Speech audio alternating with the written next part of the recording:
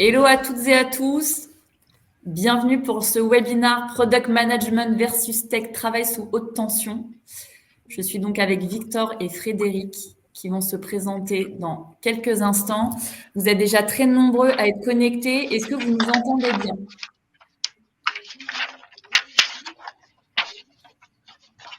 Ouais, ça a l'air d'être pas mal. Eh bien, écoutez, on va tout de suite... Oh là là, les pouces et tout ça, c'est magnifique. On va tout de suite démarrer.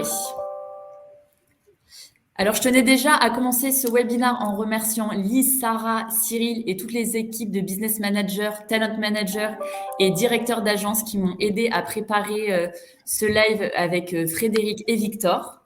Pour vous présenter très rapidement, Daveo, c'est un cabinet de conseil.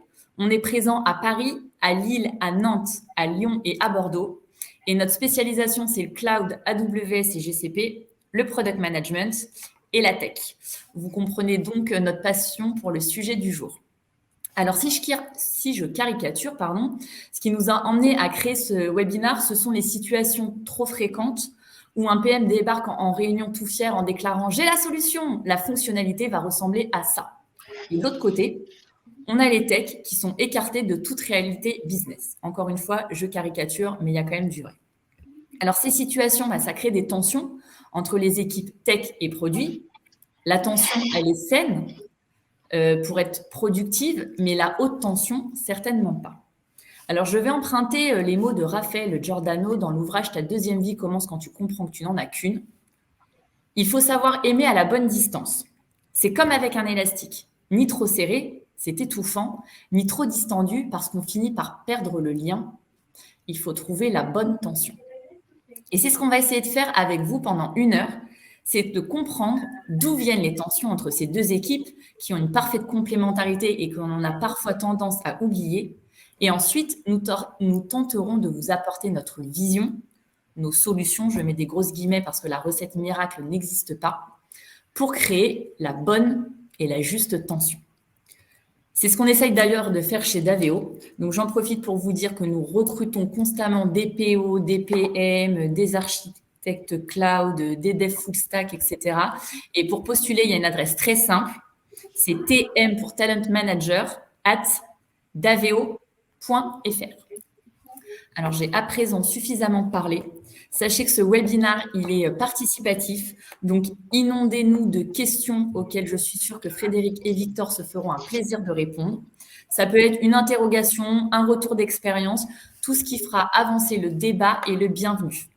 Vous avez peut-être déjà vu l'onglet questions, il est juste en bas à droite normalement de votre écran et il est entièrement à votre disposition. Je vais tout de suite... Vous verrez, on n'est pas très fan de PowerPoint pendant les presse avec Victor et Frédéric. Donc, on a fait quelque chose, j'ai envie de dire, de très frugal. Alors, hop, je vous lance. Ah, j'ai un problème de connexion. C'est magnifique, c'est le bon moment. Vous m'entendez quand même? Ouais, super, okay. Très bien. Ça marche. Ah, je ne peux pas vous lancer le PDF. Bon, désolé, j'espère comment je vais rester en ligne avec vous. Ah, c'est bon. Ah si, ça y est, c'est arrivé, ouais.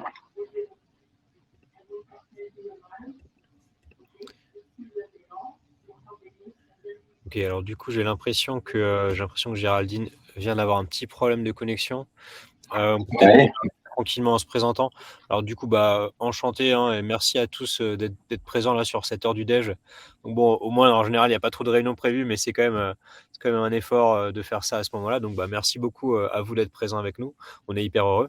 Je m'appelle Victor, du coup, je suis product manager chez L'Oréal. Donc ça fait 1 an, à peu près 1 an et demi que j'y suis. Et donc, je travaille sur des applications internes. On développe des applications, des produits pour les employés de L'Oréal, pour les aider à être plus efficaces. Donc, ça nous amène à bosser avec à peu près tout ce qui se fait, tout ce dont on a besoin en termes d'expertise pour construire des produits cosmétiques et faire fonctionner une entreprise en général. Donc voilà, c'est un métier que j'aime beaucoup. Et par ailleurs, je partage pas mal sur LinkedIn autour du digital, de la tech et de ces métiers-là. Ah, Géraldine est revenue. Oui, mais c'est parfait. Je vois que Victor s'est lancé. J'en ai profité. Ouais, on en a profité. Tu peux te présenter également. Alors, bonjour à tous. Je me joins au remerciement de Victor sur votre présence. Merci d'être là.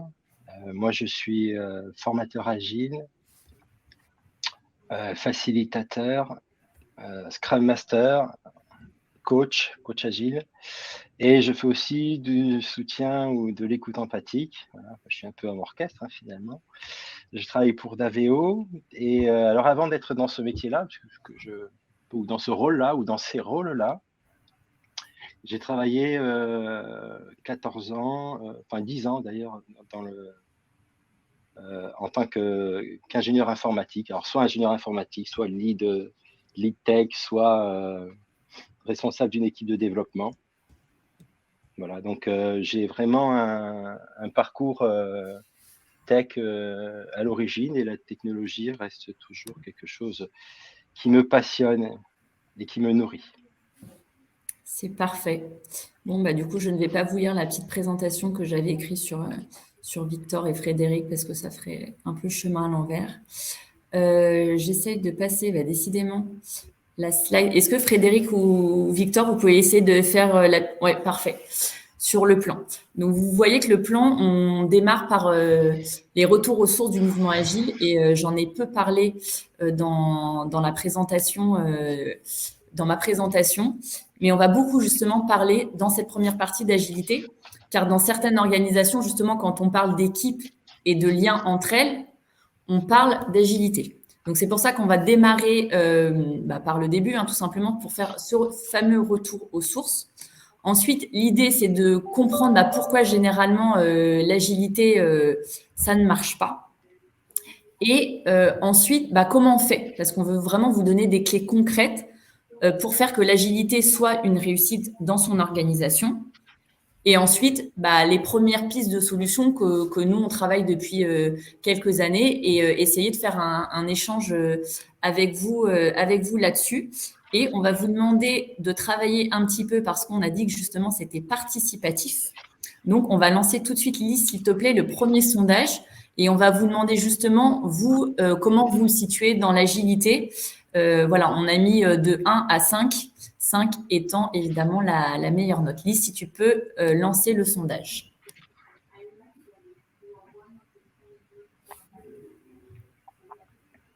Je tiens à dire que vous êtes plus de 100 connectés.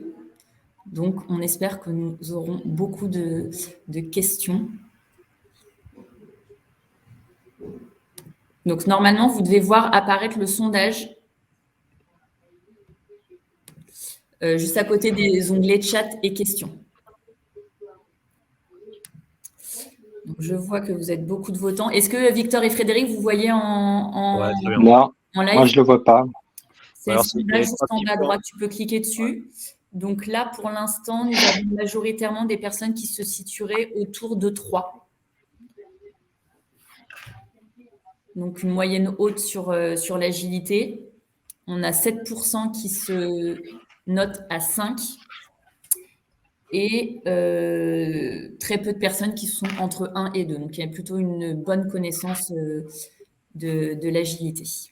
Merci beaucoup pour avoir répondu à ce premier sondage.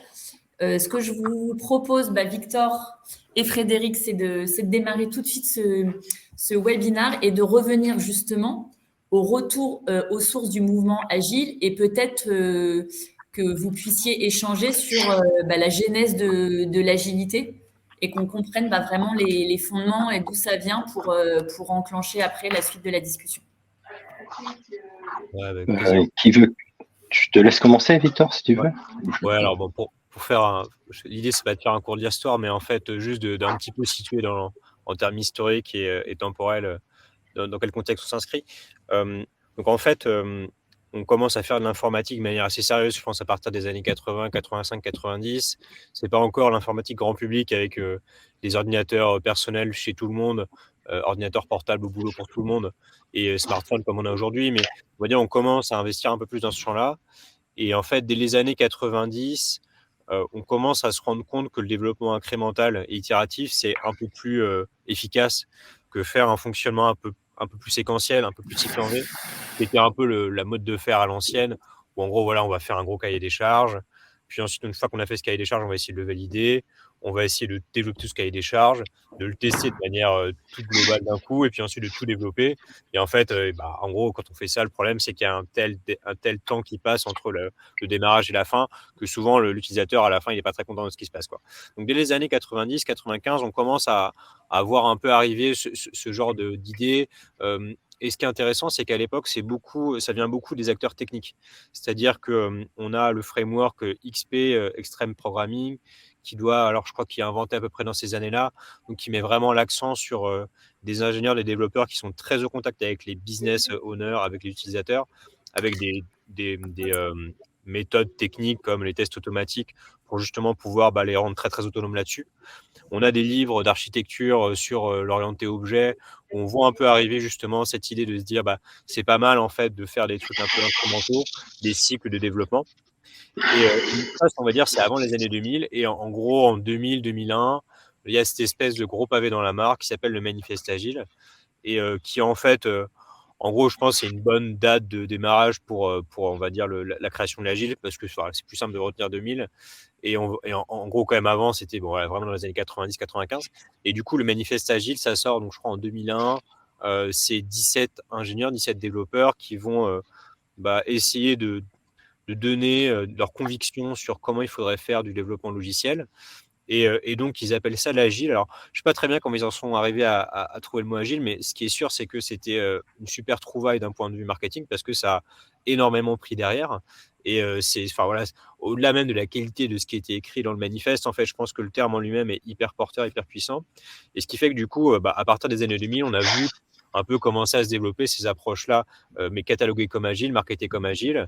Et ensuite, ça a continué avec d'autres choses comme le DevOps, le Lean Software Development. Mais on va dire, c'est à peu près dans les années 2000. Et donc, le point important, encore une fois, c'est que ça émane historiquement d'acteurs techniques, donc de développeurs, d'architectes, de gens, du coup, qui ne sont pas purement du business. Alors, je suis tout à fait d'accord avec ce que tu viens de dire. Et en même temps, j'ajouterais, ce qui est assez intéressant, c'est que tout à l'origine, quand on regarde dans les perspectives, l'informatique d'où c'est venu, l'algorithmie, c'est des savants, c'est des philosophes qui étaient aux manettes. Et les premiers gros mainframes qui ont été implémentés, c'était des philosophes et des savants toujours aux manettes. Donc, c'était pas des gens qu'on mettait au travail à la chaîne, quoi. Alors, on était dans des phases de prospection, dans des phases d'innovation, c'était nouveau, etc. Et effectivement, dès qu'on est passé dans une phase où finalement il a fallu presque industrialiser le processus, on est passé sur une division du travail. Alors, tu l'as super bien dit, hein. C'est les specs, le développeur et puis la prod. Alors moi, quand j'ai commencé à travailler dans les années 2000, c'était ça, hein. Et avec tous les problèmes que ça générait. Mais en même temps, alors ça c'est assez marrant parce que moi j'ai commencé donc en 99, donc c'était déjà bien ancré ces méthodes. J'ai l'impression qu'elles étaient là depuis 10 ans, mais en même temps, très vite, il y a des acteurs, donc comme tu en as parlé, dans les années 96 XP, 93 c'était Scrum, qui commençaient à dire non. Alors eux qui avaient une petite expérience, ça faisait 3 ans qu'ils travaillaient en cycle en V, ils avaient dit non, stop, on n'en veut plus. Donc tu as fait le lien avec la technique, oui, effectivement, mais en même temps, ils ont mis au milieu le produit. C'était les techniciens qui ont dit, en même temps, ce qu'on veut, c'est mettre au milieu le produit. On construit des fonctionnalités. On ne construit pas des trucs techniques, on construit des fonctionnalités. Donc ça, c'est intéressant. Scrum, ça a aussi une origine militaire. Hein, c'est des militaires, des anciens pilotes d'aviation qui sont arrivés dans le civil et qui ont fait, mais les gens marchent sur la tête, là. La manière dont ils travaillent pas ensemble. Et donc, ils ont inventé Scrum. Alors, en s'inspirant aussi de la dynamique des fluides, du Lean, hein, beaucoup du Lean derrière. Mais en créant, alors ce qu'ils ont vraiment retenu de l'armée, hein, c'est une équipe confrontée qui a un objectif et qui va aller sur le terrain et s'adapter pour atteindre l'objectif. Ça, c'est le gros truc. Et quand on regarde en fin de compte, alors bon, moi j'ai vécu, des années 2000, je vais faire le vieux, hein, j'ai vraiment vécu les aberrations du système en V. Je travaillais dans un endroit où il fallait 18 mois pour qu'une idée sorte en prod.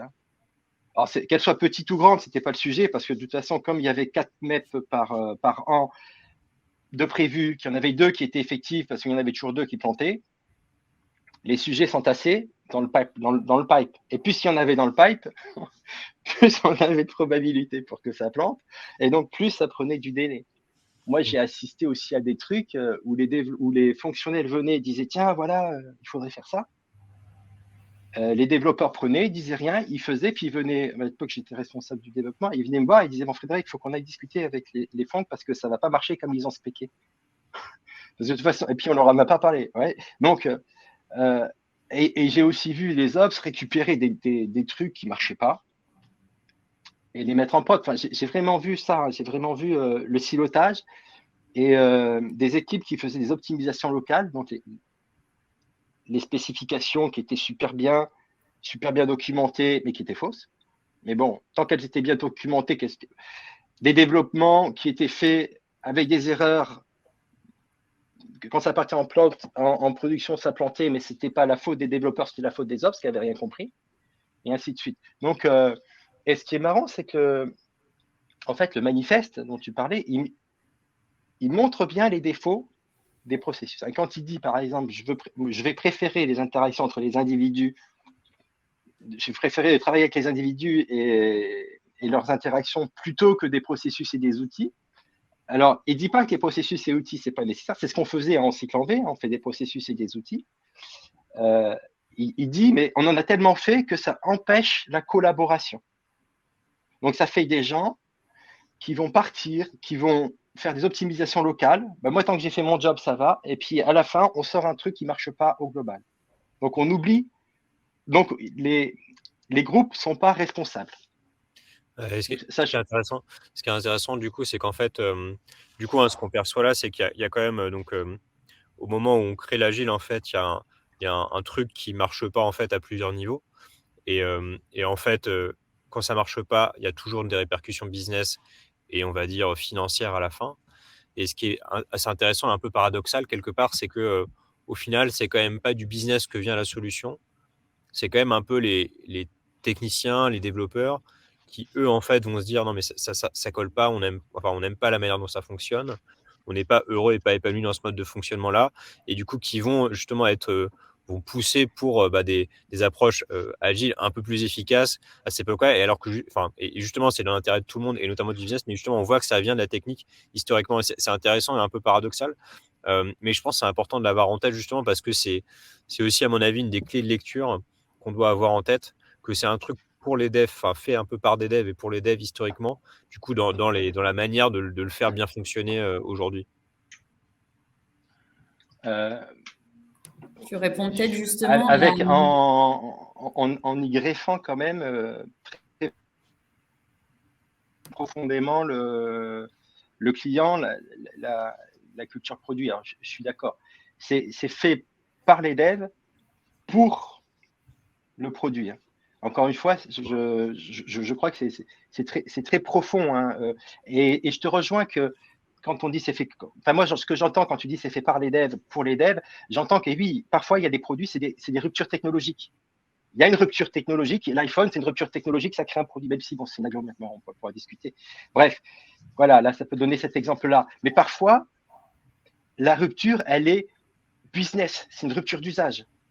Ça, c'est Airbnb. Airbnb, c'est une application de gestion. C'est ni plus ni moins. Par contre, ils ont dit, attends, tu vas recevoir du monde. C'est une rupture d'usage. Donc, et on a les deux. Et quand tu vois Extreme Programming, moi, la lecture que j'ai, je la trouve intéressante. Moi, je vois les artisans. Je vois un artisan qui maîtrise son sujet et qui peut récolter les besoins utilisateurs. Oh, by the way, même leur proposer des choses auxquelles ils n'avaient pas pensé et les implémenter.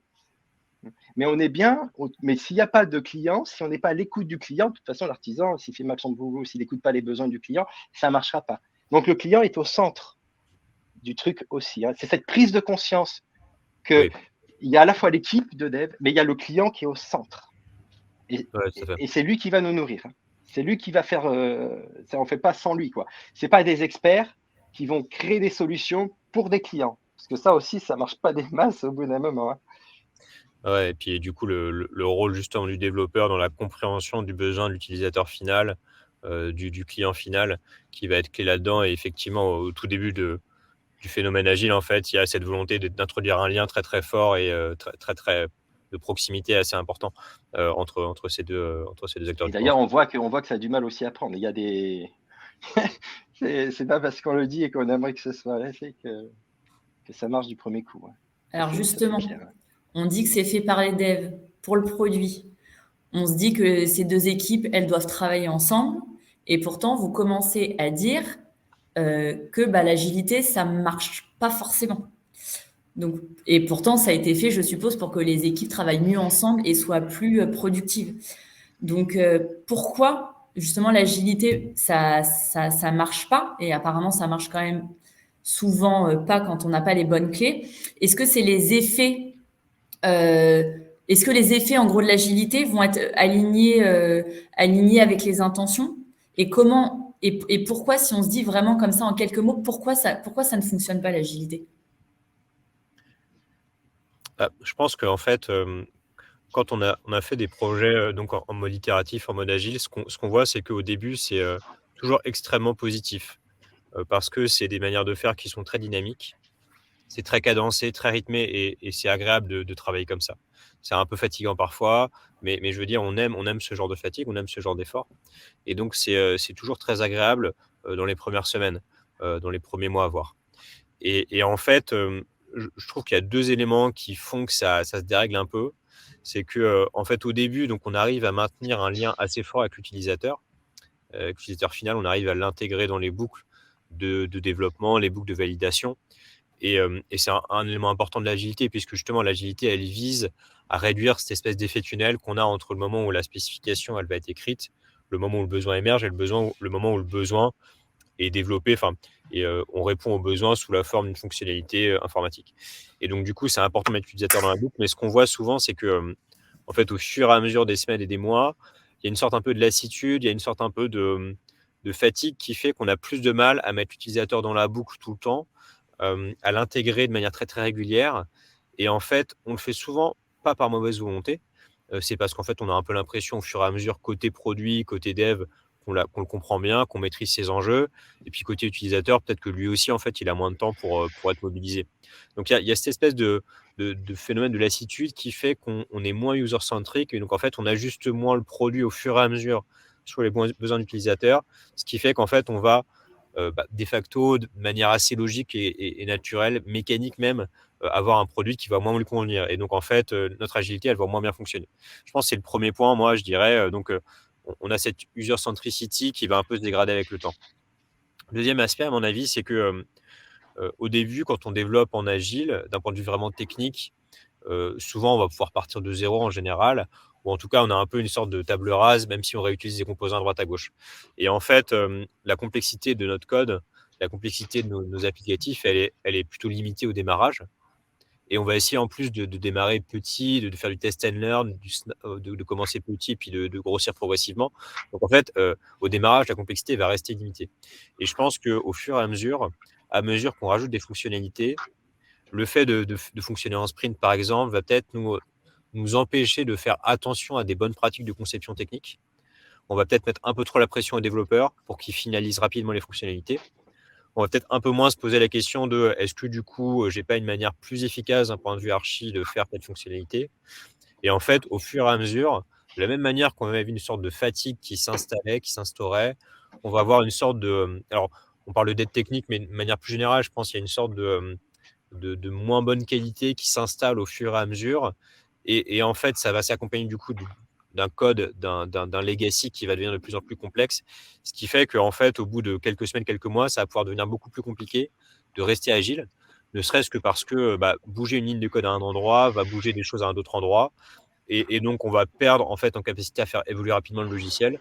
Et donc, en fait, on va avoir du mal à justement faire ce que doit donner l'agile, c'est-à-dire de pouvoir répondre vite aux besoins de l'utilisateur. Ok. Et pour toi, Ouais, Frédéric, alors ouais. je rebondis sur la dette technique. Pour moi, ça c'est un sacré truc.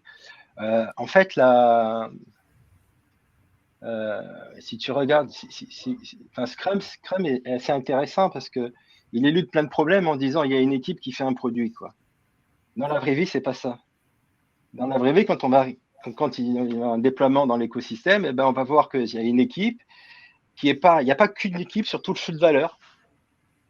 Il y a les ops, il y a des composants. Il y a des équipes qui gèrent des composants et il y a plusieurs flux de valeur qui utilisent les mêmes composants.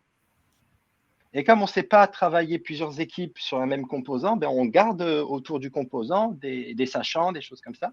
Et donc, en fait, il y a une complexité, il y a une dette technique d'architecture existante et elle est assez mal gérée au long du temps. Bon, alors au début, je suis d'accord avec Victor, au début, tout il est beau, tout il est bien, on installe l'agilité, il y a une énergie comme ça. Mais ça, c'est en systémique, il y a un principe qui dit au début, ça marche. Même si tu pousses une solution, ça marche. Puis au bout d'un moment, ben, ça ne marche pas parce qu'en fin de compte, les problèmes systémiques de fond ne sont pas résolus. Donc on met un coup de peinture, mais on ne résout pas ces problèmes de fond qui sont comment on partage les composants, qui sont je n'ai pas dans la même équipe, dans l'équipe, toutes les personnes nécessaires pour réaliser le produit. Donc ça, c'est un premier point. Deuxième point, c'est qu'on va prendre toujours le flux de valeur, mais le flux de valeur, il commence à l'idée, il commence à la stratégie, jusqu'au plan d'action. Et stratégie tactique, en général, eh ben, si on dit aux équipes de s'agilifier, ben, en haut, c'est pas si agile que ça. Et donc, on a des trucs bizarres du type, alors ça m'est arrivé dans une mission il y a pas longtemps, de type, ben, vous allez faire ça pour tel jour, telle date. Parce que, donc, il y avait le périmètre, il y avait le coût, il y avait tout, et ils ont eu ce qu'ils ont eu, hein, ce qui devait y arriver, c'est-à-dire une absence de qualité totale. Donc, ils sont sortis tout. Voilà. Je pense que c'est un élément très important que tu pointes du doigt du coup, parce que en fait, donc là on a vu, il y a un peu le sujet user centricity, le sujet qualité technique et excellence technique, et il y a aussi ce sujet un peu de, on va dire, hiérarchie, organisation, qui est un vrai sujet de culture en fait au sens propre, c'est-à-dire que en fait on va avoir potentiellement des leaders, des chefs, en gros, des boss qui vont vouloir mettre en place l'agilité parce qu'ils vont être convaincus que le truc va être plus efficace d'un point de vue théorique. Et c'est vrai que c'est très séduisant de se dire on va faire du time to market plus rapidement, on va faire sortir des fonctionnalités plus rapidement. Le problème, c'est que il faut ça va pas suffire en fait de vouloir faire ça, d'avoir des bonnes intentions. Il va aussi falloir vraiment d'un point de vue culturel, dans les comportements au quotidien, faire changer la manière de faire. C'est-à-dire que par exemple, il va falloir accepter qu'on fait les choses beaucoup moins prédictibles et on l'assume justement parce que ça va nous permettre d'apprendre plus vite et d'ajuster un peu plus aux besoins de l'utilisateur. Mais ça, typiquement, c'est quelque chose qui n'est pas évident pour un chef justement qui a l'habitude d'avoir des reportings très très clairs, très très carrés, justement de se dire en fait concrètement, la seule chose certaine, c'est que rien n'est certain. C'est quelque chose qui est assez difficile. Un autre aspect aussi culturel, ça va être le fait de diffuser de l'information en mode un peu old school à l'ancienne. Concrètement, c'est celui qui détient l'information qui a le pouvoir. Et donc, ça incite forcément à garder le plus d'informations possible chez soi et à ne pas la diffuser. Et quand on est dans un mode agile, justement, comme tu disais, Frédéric, l'idée, c'est on est une équipe justement complète et on essaie d'être tous pluridisciplinaires et justement de partager l'information pour grandir tous ensemble. Et donc, dans ce cas-là, notre culture, il va falloir qu'elle soit plutôt orientée vers la diffusion de l'information que la rétention de l'information. Et ça, pareil, c'est un élément que le leadership, le management doit encourager, mais qui sont difficiles. On va avoir du mal à faire fonctionner de l'agilité, à faire fonctionner du product management, des modes de développement modernes, itératifs, si en fait les gens n'ont pas envie aussi de diffuser l'information et si ce n'est pas encouragé par tout le monde au sein de l'organisation. Donc cet aspect culturel, je pense, c'est un aspect aussi très très important dans cette équation qu'on essaie de résoudre. Là, tu parles justement, alors, il y a diffuser l'information dans tous les sens aussi, écouter les remontées terrain. Dans la transparence, il y a ça, c'est que finalement sur le terrain, ça ne marche pas. Mais on peut avoir cette pensée très et je critique pas les gens qui vraiment, mais c'est une projection mentale que les gens ont, c'est de se dire attends, on va s'arc-bouter sur la deadline, etc. parce que c'est comme ça que ça marche, quoi. Il faut absolument pousser. On sait bien que les gens ils vont toujours négocier, ruer, etc. Non, il faut qu'ils donnent leur meilleur pour atteindre la deadline et on va pousser et on va rien bouger. Mais malheureusement, ça arrive à des catastrophes. Et alors, ce qui est marrant, c'est que les catastrophes sont quand même bien masquées. Ouais, c'est aussi le middle management, alors je retourne sur la transparence, il va aussi cacher l'information parce qu'il se protège. Et donc ça, c'est l'autre point. c'est le middle management. Alors, moi, je pense que c'est les plus impactés par la transformation. Maintenant, alors, de mon point de vue, c'est mon expérience. Ah oui, alors, je vous dis de suite, hein, si je fais une généralité aujourd'hui, ce sera une erreur. Je ne parle que de mon expérience. D'accord? Je ne pourrais pas généraliser, mais bon, parfois, je fais des généralités. Mais de mon expérience, bon, parmi les plus impactés dans cette histoire, ce sont les middle managers. Mais c'est les derniers à être formés. Hein, eux, parce que en fait, manager une équipe agile, c'est pas comme manager une équipe traditionnelle et c'est pas quelque chose auquel ils sont formés.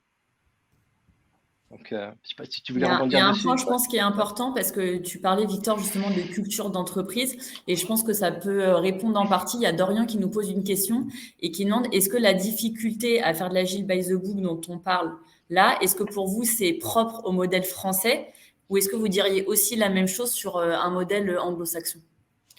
Ouais, je pense que c'est assez répandu et pas uniquement franco-français. Voilà, on va dire en 2 temps. Donc, je pense que c'est pas franco-français et d'ailleurs, il y a eu beaucoup de critiques. J'ai mis un lien d'ailleurs, hein, pour répondre à la question, mais il y a eu beaucoup de critiques justement, de l'agile par, des Anglais, par justement des signataires du manifeste agile qui ont dit, «Scrum is dead», «Dark Scrum», enfin qui ont vraiment, critiqué très, très violemment, l'agilité après coup.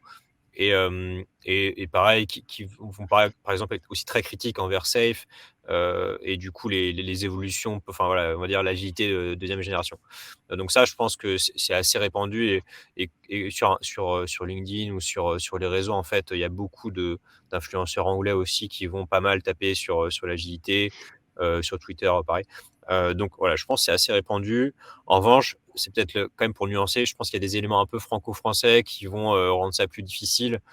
Moi, les deux auxquels je pense, c'est le premier, en fait, on a du mal en France à comprendre que le développeur, c'est une des personnes les plus importantes dans le développement de produits informatiques.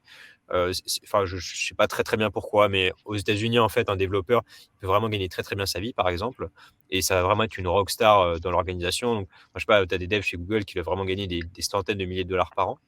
Et en France, c'est très très rare d'avoir ce genre de cas. En fait, un développeur qui est très brillant en France, on le fait devenir manager ou CTO ou architecte, mais c'est rare qu'on valorise pas suffisamment en fait ce genre de profil. Ça, c'est le premier truc. Et L'expertise. aussi, Ouais. ah, pardon, ouais, je pourrais. Non, qu'on ne valorise pas suffisamment l'expertise. Oui, je suis tout à fait d'accord. Je te laisse. Et ouais, le deuxième point, c'est qu'on est très perfectionniste aussi, je pense, en France, peut-être plus que dans d'autres pays. Par exemple, les US, enfin, je trouve que les US ont tendance à être beaucoup plus dédramatiser l'échec et à dire, voilà, en fait, quand tu veux recruter quelqu'un pour être CEO de ta startup, tu regardes combien de projets il a planté entre guillemets avant, combien de boîtes il a lancé. Échec ou succès, c'est pas grave. Alors que nous, en France, on a tendance à beaucoup plus mettre en avant les succès et pas les échecs. Et donc, c'est un aspect culturel que tu retrouves en fait dans le développement logiciel parce qu'on va avoir tendance à vouloir faire un travail très, très bien, très, très clean, de très bonne qualité. Et en fait, l'agilité, justement, ça va nous pousser à montrer un truc pas bien, pas top, pas bien fait, mais parce que autant le montrer vite et avoir de l'information et avoir du feedback plutôt qu'attendre trop longtemps. Donc voilà, c'est un peu, je dirais, pas franco-français, mais il y a des spécificités qui accentuent le problème. Ouais, et moi je verrais aussi un truc, c'est qu'il y a une confusion entre. Enfin, il y a un problème qui existe de tous les temps. C'est pas parce qu'on a les meilleurs qu'on a la meilleure équipe. C'est pas un problème qui a à voir avec Scrum, c'est pas un problème, c'est un problème d'équipe. On croit, on peut croire et on peut confondre. On se dit, tiens, on va mettre de l'agilité, ça va faire une bonne équipe, elle va bien marcher, etc. Ben non. Si l'équipe a un problème avant, elle aura un problème après. Scrum ne résout pas tout. Donc ça, c'est un problème universel.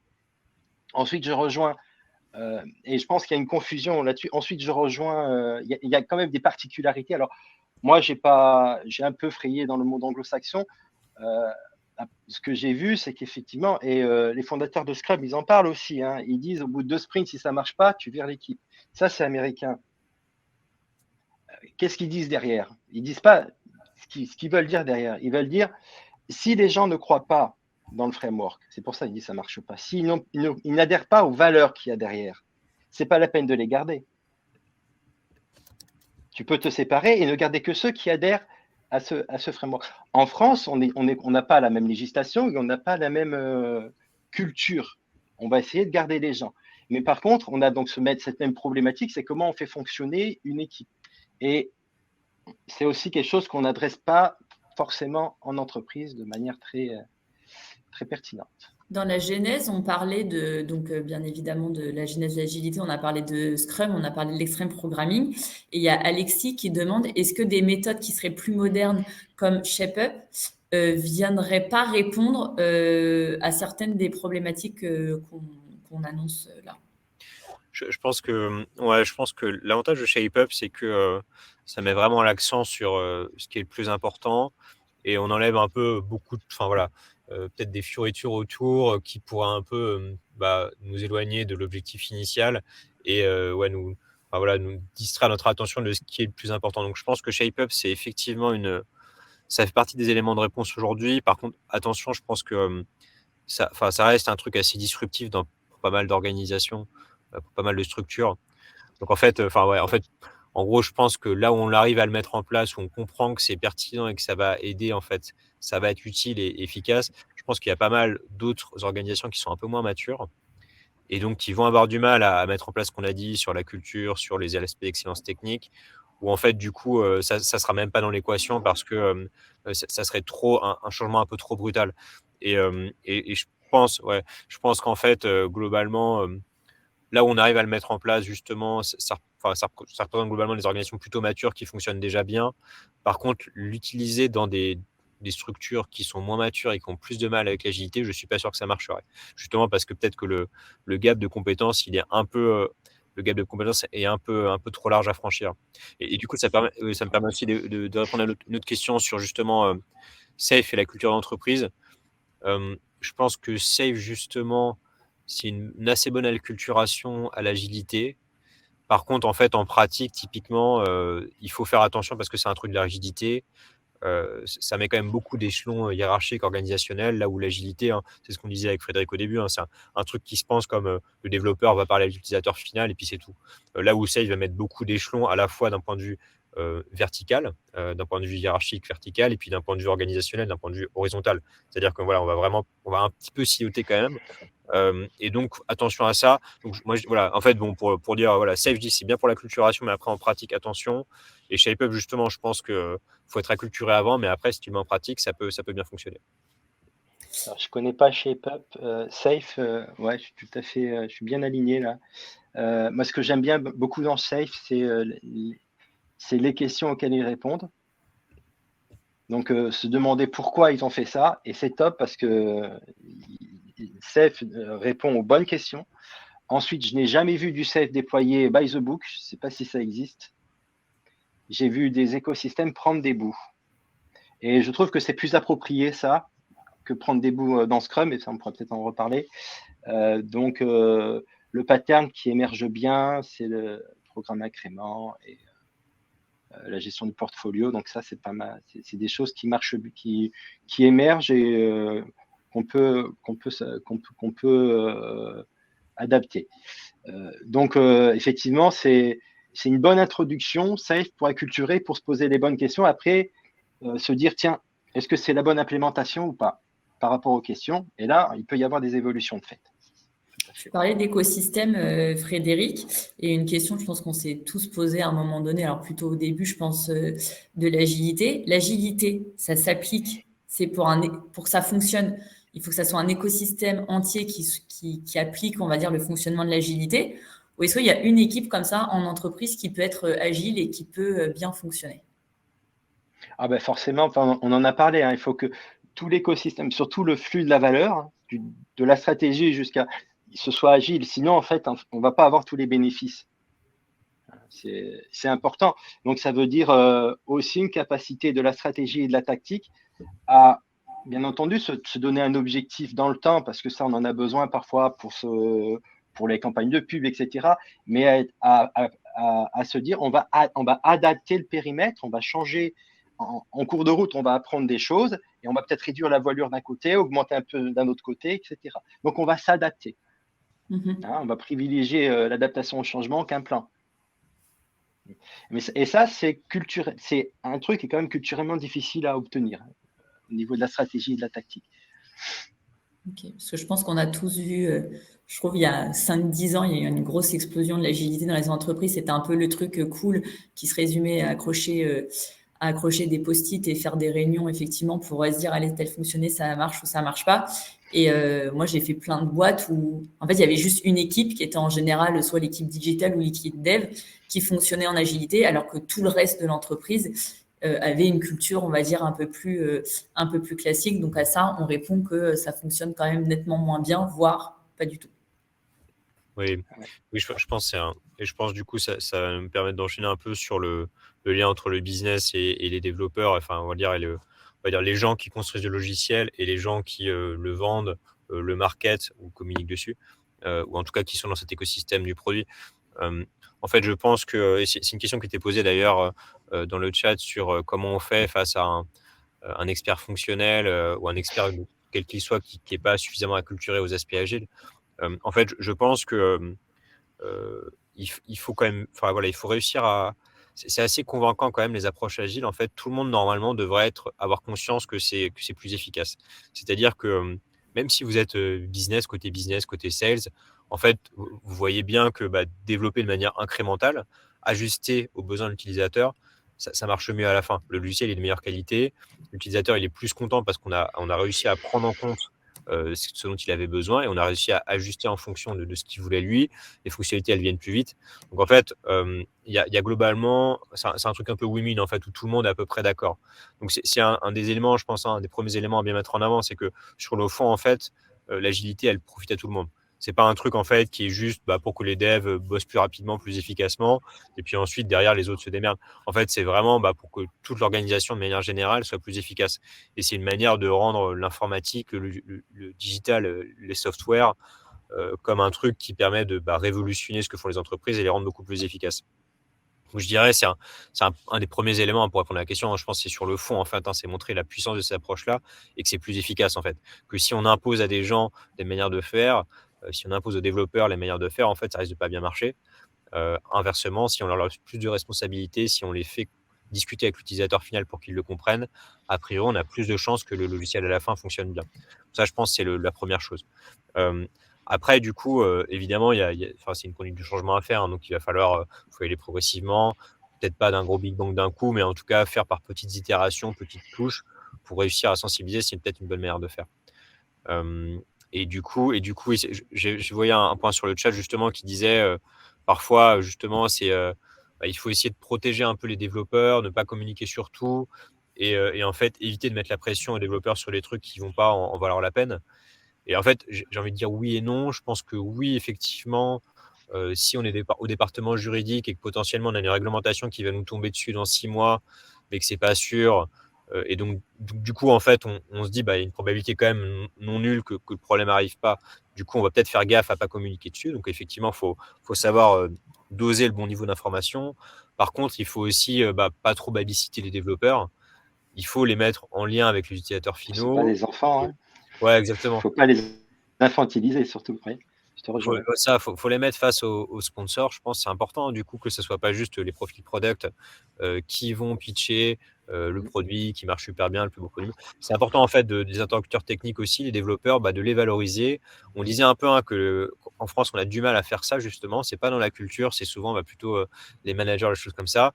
Mais je pense que c'est important. Du coup, il y a vraiment tout le monde à y gagner. Les développeurs parce que c'est plus gratifiant pour eux, ça les pousse à faire du meilleur boulot et ça donne des bons exemples en fait. Ça inspire d'autres acteurs techniques.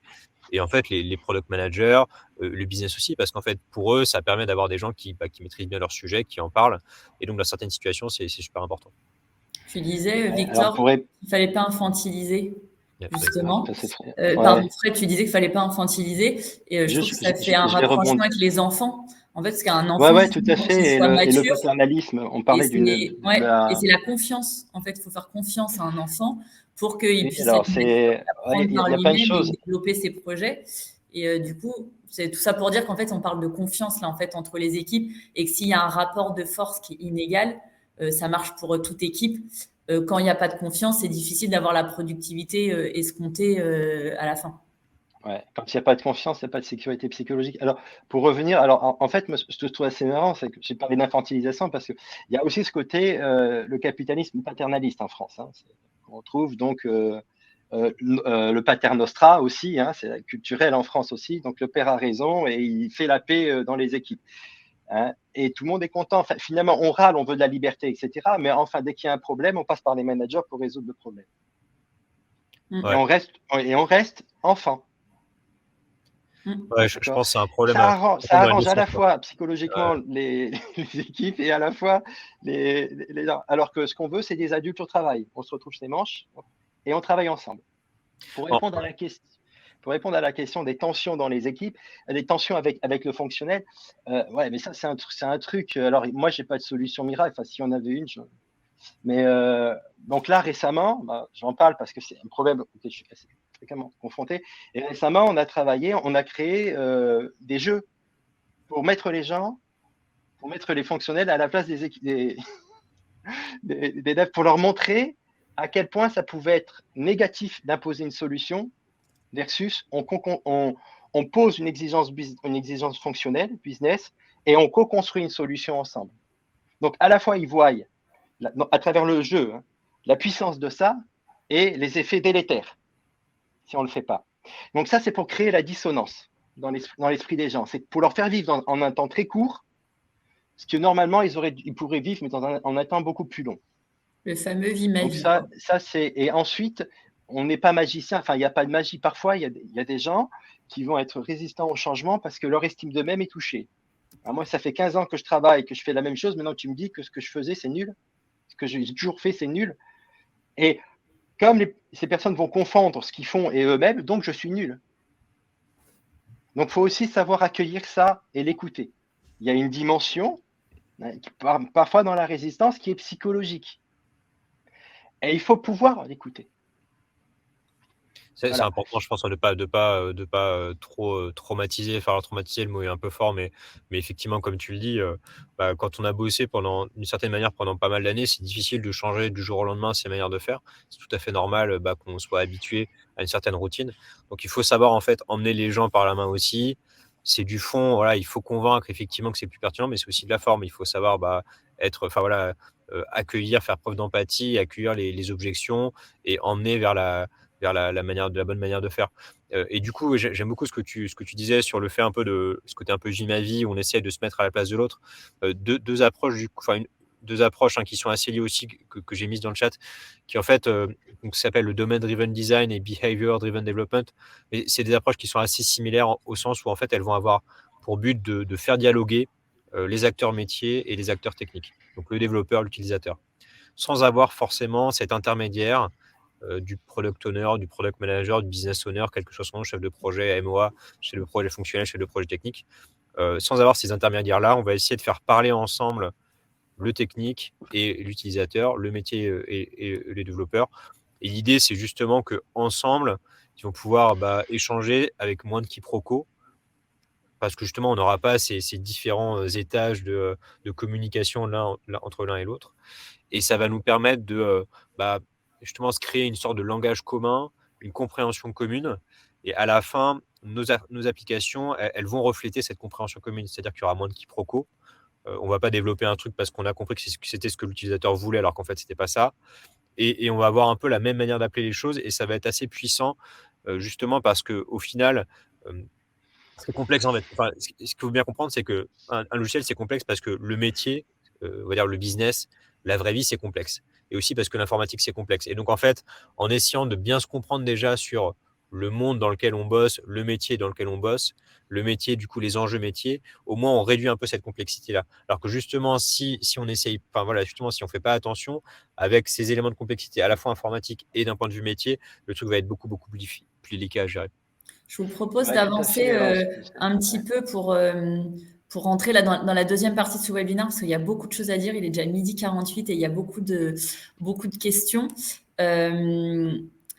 Donc, on parle effectivement de cette tension, mais si on essaye de venir un peu sur les solutions et peut-être donner un peu des tips, des retours d'expérience, on va peut-être, Lise, lancer le sondage pour savoir, on a su votre niveau d'agilité. Vous diriez que vous appartenez donc plus à l'équipe product, à l'équipe tech, où il y en a peut-être déjà qui ont le pas en avant et qui appartiendraient aux deux équipes. Si tu peux lancer, Lise, le sondage, qu'on voit un peu ce que ça donne. Hop. Donc, Frédéric et Victor. Dans les participants, là, moi, ce que je vois, c'est que c'est assez partagé. En fait, je pense qu'il y a un peu de tout et c'est super. Dans les inscriptions, il y avait un peu plus de produits, mais ce qui n'est peut-être pas forcément le cas le cas aujourd'hui. Là, il y a quand même pas mal de personnes qui disent qu'ils appartiennent aux deux équipes, ce qui est plutôt c'est bien. chouette. Il y a un peu plus Cette effectivement de prise de product. conscience. Ouais. Et pareil, 36% qui disent les deux. Je ne sais pas si ça vous... Je suis étonnée, moi, du résultat qu'il y a déjà autant de personnes qui s'annoncent être dans les deux équipes et c'est plutôt chouette de voir ça. Donc justement, si on avance là-dessus, il y a quelqu'un qui disait au tout début du webinaire, quand vous parlez de tension, est-ce que vous ne parlez pas d'équilibre? Effectivement, bien sûr, quand on parle de créer la bonne tension, c'est ça qu'on essaye de trouver, c'est l'équilibre au service des personnes et au final du produit. Et c'est quoi justement, si on veut commencer à apporter des pistes, c'est quoi la bonne tension entre les équipes produits et les équipes dev, même si vous avez commencé à y répondre déjà dans la première Moi, partie. j'aime bien le modèle où tu dis le product owner, lui, il va plus porter l'attention sur le produit, il va construire le meilleur produit. Les devs vont poser l'attention sur de la meilleure manière et le Scrum Master va poser l'attention au bon moment. Donc, on voit trois dimensions qui vont permettre de créer de l'innovation ou alors ça va détruire l'équipe. Hein, il faut que ce produit marche auprès des utilisateurs. Il faut qu'il sorte, qu'il ne soit pas buggé, qu'il soit fait de la bonne manière, maintenable, etc. Et en même temps, les gars, il faut le sortir rapidement parce qu'il y a la concurrence. Donc, essayer d'instaurer cette dynamique. Et une bonne manière de le faire, c'est déjà de l'expliquer et que chacun apprenne à l'incarner. Alors, attention, chaque rôle est responsable du tout. Mais il y a des rôles qui sont un peu plus responsables de la vitesse à laquelle on travaille, de la qualité et du produit.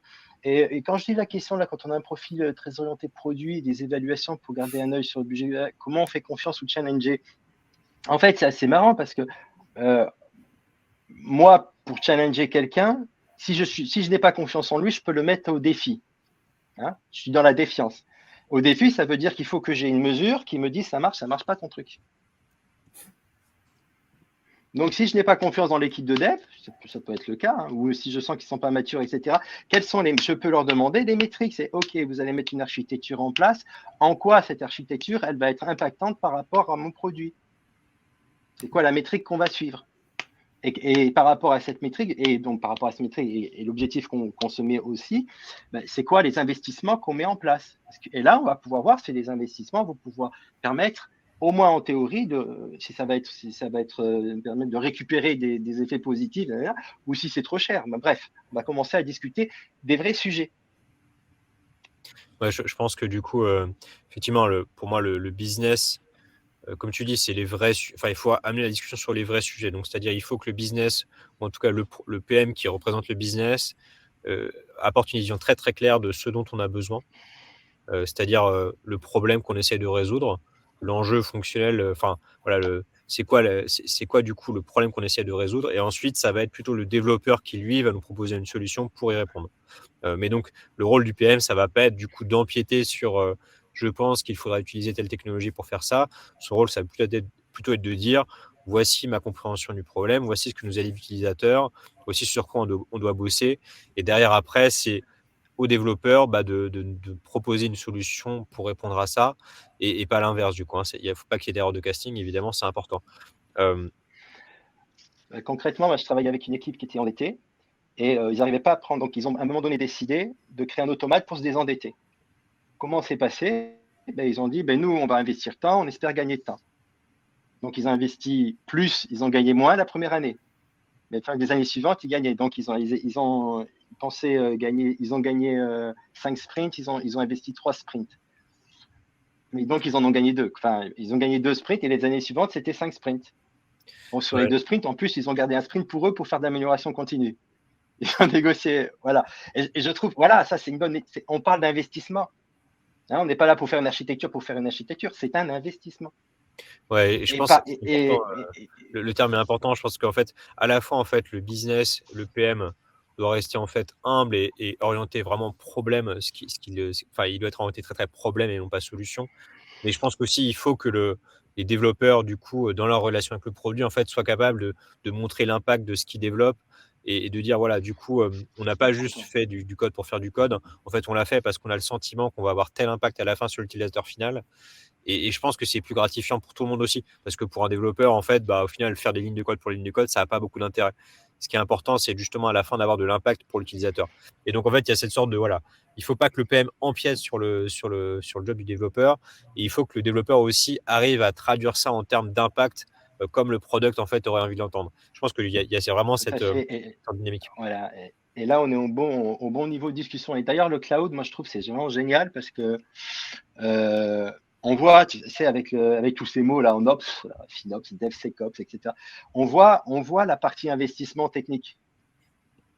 En plus, pour les PO, c'est top aussi parce qu'il y a des formations qui sont hyper accessibles. Tu vas, clac, tu te formes et ils vont te parler technique, ils vont te parler. Ils parlent vraiment de, investir dans une usine de déploiement automatique. C'est un investissement, ça te prend peut-être un peu de temps au début, mais regarde ce que tu gagnes à la fin. Et donc, le cloud, justement. Moi, avec le cloud, c'est génial parce qu'il y a plein de choses qui sont hyper bien documentées pour chaque provider, d'ailleurs, dans les formations, etc., où ils expliquent finalement la nécessité, la partie investissement. Et donc, ça permet aux product owners de prendre conscience des trucs. Et aux devs aussi, parce que les devs, il y a aussi un truc qui est intéressant, c'est l'architecture. Et alors, l'architecture, ouais, ok, on va faire ton truc, mais il y en a pour 6 mois de faire d'architecture. Non, mais je suis PO, je n'avais pas attendre 6 mois pour avoir quelque chose. Et ben, avec l'infra as code, etc., c'est génial parce que tu peux partir sur du design. Finalement, on va faire ça un tout petit. On a une architecture cible, mais on n'y va pas dès le premier incrément. On sort quelque chose dès le premier incrément, une infra as code, qu'on fera évoluer avec le temps et ça ne coûte pas hyper cher parce que c'est une infra as code, c'est du code qu'on fait. Voilà. Et après, on pourra le faire grâce à toutes les techniques dont tu as parlé, de BDD, etc. Donc, moi, le cloud, c'est une super opportunité pour faire prendre conscience des enjeux d'investissement technique pour le product owner. Et avec le cloud et tout ce qu'il y a sur étagère, qui peut rapprocher justement les équipes dev des équipes produits, si on avance encore d'un cran dans la discussion, est-ce qu'on peut se dire, et peut-être expliquer, parce que tout le monde ne connaît pas ce rôle-là, le rôle du CPTO ou CTPO en fonction de si la dominante en général de l'entreprise elle est plus produit ou tech. Est-ce que ça peut être une des pistes justement pour rapprocher ces deux équipes, d'avoir, on va dire, un capitaine commun pour la finalité, je suppose, de toute entreprise, c'est d'embarquer les équipes sur le même bateau avec son objectif commun. Est-ce que c'est déjà une première réponse d'avoir une émergence d'un rôle comme celui-ci? Est-ce que vous pouvez l'expliquer? Ouais, alors du coup, donc le rôle du CPTO, Chief Product Technical Officer, donc en fait, ça serait quelqu'un qui a à la fois la casquette product, donc c'est-à-dire essayer de coordonner en fait les enjeux UX, business et tech, et également lui le leadership tech comme un CTO. Là où un CTO, en fait, son rôle, ça va être de dire, voici la trajectoire un peu technique de notre organisation, de notre produit, voici les grands arbitrages qu'on doit prendre, voici les grands principes qu'on doit suivre, et puis également des tâches purement de management, RH vis-à-vis des équipes techniques. Et donc, du coup, ce rôle, alors ça peut paraître être une bonne manière de répondre à ces enjeux. Alors, moi, je veux dire, oui, c'est une bonne idée en théorie, mais en fait, non, en pratique, je suis pas sûr que ce soit la meilleure chose. Oui, en théorie, je pense que c'est très pertinent, effectivement, parce que ça permet véritablement d'incarner le fait qu'on veut avoir pas non plus un produit qui soit qui réponde aux enjeux business, mais vraiment un produit bien conçu, de bonne qualité. Et je pense que c'est vraiment l'enjeu, à mon avis, aujourd'hui. C'est-à-dire que on commence à comprendre qu'en fait, il faut un produit qui résolve le problème de l'utilisateur, et ça, c'est très bien. Mais on oublie un peu qu'à la fin, c'est quand même un logiciel qui tourne sur un serveur de prod, et donc les enjeux techniques ils sont importants, on ne peut pas les négliger. Donc je pense que c'est une très bonne idée en pratique, en théorie. En pratique, je pense que c'est plus complexe parce que, pour deux éléments, c'est plus complexe. Premièrement, parce que d'un point de vue juste charge de travail, élasticité mentale, c'est très compliqué. Et en fait, je pense que tu es quand même souvent un peu obligé de faire un peu Janus entre je dis un truc à quelqu'un d'autre et je dis quelque chose à quelqu'un d'autre. Et c'est pas évident. Et j'aime beaucoup aussi, c'est le deuxième élément, le binôme, en fait, le fait d'avoir du coup une discussion entre quelqu'un qui est vraiment orienté produit, quelqu'un qui est vraiment orienté tech. Je trouve que ça a beaucoup de puissance, ça. Et donc, c'est dommage de s'en priver. En gros, voilà, donc, en fait, pour résumer, si jamais tu arrives à avoir ce mouton à 5 pattes qui arrive à faire tout ça, je pense que ça peut être pertinent, mais En pratique, ça m'a l'air difficile, donc je privilégierais quand même plutôt de rester sur une approche traditionnelle CPO, CTO, mais en faisant bien attention à tout ce qu'on a dit avant. Frédéric, tu as bossé, toi, sur le CTPO, justement, Ouais, sur on a l'autre fait, CTPO chez on a fait Daveo. des Tu dois trucs. avoir une vision un peu différente. Ouais, ouais. Alors moi, ce que j'aime beaucoup, alors après, je rejoins ce qui me parle, Victor, dans ce que tu dis, c'est qu'il n'y a pas de solution. Enfin, les solutions, la technique, c'est comme tout, c'est comment on l'utilise. Et c'est quoi l'intention derrière. D'accord? Donc, moi, je vois une super opportunité dans le CPTO d'aligner toutes les stacks sur les mêmes objectifs. Et ça, je trouve génial. Mais par contre, il y a deux jambes. Encore une fois, tu peux faire de la rupture technologique ou de la rupture d'usage, ou les deux. Donc, mais tu cours sur deux jambes. Et on voit bien, alors moi, c'est mon expérience, ce n'est que mon expérience. Hein. Et moi, j'ai vu dans des écosystèmes où ça se tapait dessus, et souvent le produit, au début, avait gain de cause sur la tech. Enfin, c'était compliqué, il n'y avait pas de congruence. Donc, qui est quelqu'un au-dessus dans un monde tel que la France, hein, où comme c'est encore hiérarchisé, qui porte ces deux ambitions très fortement, je trouve que c'est vraiment génial. Et ça va dans le sens de l'histoire. Hein, on voit bien à travers le cloud, j'en ai un peu parlé avec toutes les formations, tout ça, on voit que PE peut s'acculturer aux problématiques techniques. Hein, quand on lui parle de FinOps, DevSecOps et ça, bon, il va voir que si gère mal d'un point de vue technique son produit, il va payer cher, hein, ça va lui coûter très cher. Donc, on voit bien que c'est génial, il a culture. Et moi, ce que j'aime bien, c'est qu'on repart un peu dans les mouvements, dans les intentions qu'il y avait derrière Extreme Programming ou même des premiers grands informaticiens qui sont, enfin, c'est l'artisanat. C'est, je suis capable, je comprends super bien les enjeux techniques, je comprends super bien les enjeux produits, je peux donner le meilleur aux clients. Voilà. Donc, cette acculturation, moi, je la trouve géniale. Je trouve que c'est vraiment une belle opportunité. Donc, à la fois, on a quelqu'un qui peut aligner tout le monde sur les deux axes. À la fois, on acculturalise. Et d'ailleurs, moi, je ne l'aurais pas vu. C'est étonnant parce que quand j'ai commencé mon travail, mon métier, c'était les PO, enfin, qu'il fallait beaucoup acculturer. Et maintenant, j'ai l'impression, maintenant, quand je discute avec les PO, je les vois vachement assez matures. Hein. Ils comprennent pas mal les investissements, donc c'est pas mal. Donc, et ça, je pense que c'est aussi dû au cloud. Hein, voilà. Et derrière, toujours dans ce même mouvement finalement d'acculturation, hein, y a les devs. Et maintenant, il y a aussi un pas à faire avec les développeurs, notamment sur leur posture, leur empathie, leur capacité à aussi comprendre le client, hein, à se mettre à la place du client. Puisque les clients qu'on reçoit, ils vont pas venir, ils vont exprimer des solutions, pas des besoins. Il ne faut pas se déformer. Faut être Pourquoi ils le font? Très certainement parce que pour eux, ça va aller plus vite. Ils pensent que comme ça, ils vont obtenir le meilleur. Eh ben, il ne faut pas avoir peur de les challenger, de les repousser, etc. Donc, il y a aussi un travail avec les devs, de se mettre en empathie avec les gens en face, de ne pas se déformer et de discuter avec eux jusqu'à ce qu'ils arrivent à exprimer leur pourquoi. Et à ce moment-là, ils pourront faire des propositions disruptantes, etc. Et pour terminer, c'est pas parce qu'on a culture. Donc, et je te rejoins tout à fait, hein, l'attention est importante. Donc, c'est pas parce qu'on a culture qu'on ne conserve pas ses prérogatives. D'accord? La prérogative du PO, le produit. À la fin, s'il y en a un qui doit décider, si tout le monde discute, il y en a un qui doit décider, c'est le PO sur le produit. Sur la technique, sur comment on va l'implémenter, c'est l'équipe de dev. Donc, l'un n'est pas incompatible avec l'autre, mais ça peut aider. Justement, On on dit, voilà. Il ne faut pas faire à la place de l'autre. Donc, vous avez commencé déjà à répondre. Il est 13h02, donc peut-être vous laisser répondre brièvement là-dessus, parce que je pense qu'il y a beaucoup de PM qui se posent la question doit être leur niveau, peut-être, on va dire, en technique ou leur niveau de culture. Tu le disais, Victor, dans ton poste. Est-ce que les PM doivent savoir coder?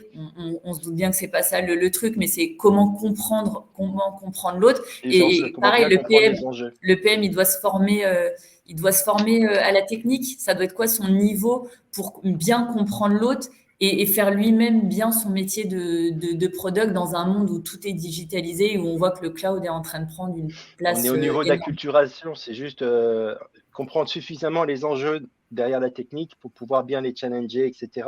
Voilà, pour pouvoir tirer, dans le cas du cloud, un plus grand bénéfice du cloud. Voilà. Mais ça demande, l'idée, c'est pas de faire des développeurs, surtout pas. Hein. Et la même chose pour le travail des techniciens, enfin des développeurs. Hein, ils peuvent aussi s'acculturer sur les techniques produits, qu'ils comprennent bien quand même que sortir une architecture qui prend 6 mois alors qu'il faut sortir quelque chose dans 2 semaines, ça va pas, quoi. Voilà. Et être capable de se mettre à la place du client. Il y a des clients qui vont jamais être faciles. Enfin, il suffit d'aller dans un magasin, de vendre quelque chose et on voit qu'il y a des clients. Mais est-ce qu'on va pas leur vendre le truc parce qu'ils c'est pas un client facile? Hein? Il faut aussi être en empathie et savoir le travailler, ça. Ouais. Voilà. Mais ça ne veut pas dire que tu deviens que t'es PO. Hein. C'est pas parce que tu travailles ça avec ton client que t'es PO. Encore une fois. Mais tu vois ça ta culture. Donc tu vois aussi les enjeux du PO ou du PM. Je te laisse dire un dernier mot, Victor. Ouais, je pense que tu as la bonne manière de le montrer, de l'expliquer, Frédéric. C'est en fait, c'est quoi le résultat qu'on voudrait atteindre par rapport à, grâce à cette acculturation, grâce à cette formation, qui reste en fait à la fin un moyen. Je pense que l'objectif, ça va être vraiment de pouvoir bien comprendre ces équipes de développeurs, bien pouvoir échanger avec eux, faire preuve d'empathie, et justement bien comprendre c'est quoi un logiciel de qualité, bien conçu techniquement, qui fonctionne bien, qui soit qui soit bien câblé, bien ficelé. Et du coup, je pense que du coup là, dans cet objectif-là, ça peut aider. Et justement, s'acculturer, ça peut aller très loin. On peut aller vraiment essayer justement de bricoler 3 trucs, 3 lignes de code. Mais à la fin, ça reste quand même des métiers différents. Et donc, il faut toujours le faire en se disant, voilà, ça va me permettre de mieux échanger, mieux comprendre et mieux discuter avec mes interlocuteurs du quotidien qui vont être des acteurs techniques qui bossent là-dessus. Mais c'est pas pour prendre leur place ou pour leur dire c'est comme ça qu'il faut faire ou pas ou d'une autre manière, quoi. Donc, c'est un moyen pour mieux se comprendre, pour faire preuve de plus d'empathie. Mais c'est pas une manière de remplacer ce que font d'autres personnes ou de faire le job à leur place. Je pense que c'est joli de terminer ce webinaire par l'empathie, parce que quel que soit notre métier, si on veut bien travailler avec la personne qui est à côté de nous, je pense que l'empathie, c'est primordial. On n'en parlait pas assez et je trouve que de plus en plus, ça devient des choses qui sont même regardées, les fameuses soft skills en entreprise. Je vous remercie énormément. Frédéric et Victor pour Frédéric notamment pour la patience que tu as eue d'avoir pris le temps de me transmettre ton savoir et c'est ce que tu as fait aujourd'hui de transmettre le savoir à tous les participants. Un très très grand merci aussi à toi Victor, je te suis assidûment sur LinkedIn et je vous conseille à tous qui ne le font pas encore, vous ne serez pas déçus. Tu as accepté l'invitation à ce webinaire et tu prends beaucoup de plaisir à partager, c'était très agréable pour moi et j'espère aussi pour les très, très nombreux participants qu'il y avait aujourd'hui. Et donc, un grand, grand merci à vous pour votre confiance et cette heure passée ensemble sur un sujet qui nous tient vraiment à cœur chez Daveo. On espère que ce webinaire vous a plu. C'était sans langue de bois. Alors, il y en a peut-être qui n'étaient pas d'accord et d'ailleurs, vous l'avez très bien exprimé sur certains sujets dans le chat, mais c'est ce qu'on disait, hein, le principal, c'est s'écouter, c'est s'intéresser à l'autre, à son métier, à ses enjeux. Et on a vu en général que quand on agissait comme ça, ça semblait donner une relation productive entre les techs et le produit. Donc, très certainement pour chacun d'entre nous. Lise, si tu peux peut-être partager le lien, si vous voulez, sur des sujets très complémentaires. Il y a des livres blancs chez Daveo qu'on a mis des mois où on a mis tout notre savoir-faire dedans. Ce sont des livres téléchargeables gratuitement. Vous avez l'agilité en remote. Pour ceux qui s'intéressent aussi à l'éco-responsabilité dans le product management, on a un livre qui est dédié à ça. Et pour ceux qui sont plus sur la partie cloud, on a aussi un livre blanc sur le serverless. Donc, vous l'aurez compris, hein, dans votre organisation sur des sujets de transfo digital, de migration cloud ou de product, si vous voulez des équipes passionnées et certifiées, vous savez maintenant à qui vous adresser. Il y a une adresse unique chez nous, cyril@daveo.fr. Et je le disais en intro, on recrute en permanence des architectes cloud, des solution architectes, des PO, des PM, des devs full stack. Et là, une adresse aussi unique, tm@daveo.fr. Peut-être Victor et Frédéric, pour vous laisser la parole, vous lisez beaucoup tous les deux. Est-ce que vous auriez un ouvrage, un podcast, une newsletter ou peut-être une de vos petites recos à donner à ceux qui nous ont suivis aujourd'hui sur le sujet dont on a abordé? Alors moi, je vais vous donner le livre moi qui m'a fait rentrer dans ces sujets vraiment techniques vraiment dedans. Et c'était par le DevOps. Donc le bouquin s'appelle le DevOps Handbook. Je vous mets le lien de toute façon dans le chat. Il n'y a aucune ligne de code dedans, mais par contre, c'est vraiment ce qui m'a fait rentrer dans ces sujets-là. Et voilà, et je ne suis pas ressorti depuis. Donc, voilà, je pense que ça peut être intéressant pour vous également. Moi, pour rester sur la thématique empathie, confiance, parce qu'il y avait des questions derrière, c'est les 5 dysfonctionnements d'une équipe de Patrick Lencioni qui, pour moi, maintenant, sont fondamentales dans mon approche. Voilà, et qui posent très bien le problème. On voit très bien de l'absence de confiance jusqu'à l'absence de responsabilité, le lien, et qui donne 2-3 pistes. Eh bien, un très, très, très grand merci à tous les deux. On espère du coup que vous avez passé un agréable moment, que vous avez appris des choses. N'hésitez pas à suivre la page LinkedIn. C'est là où on communique sur nos prochains événements et c'est un peu là que tout se passe pour nous avec l'externe. Victor, Frédéric, merci et bonne app à tous. Ciao. Merci Géraldine, merci à tous. Salut.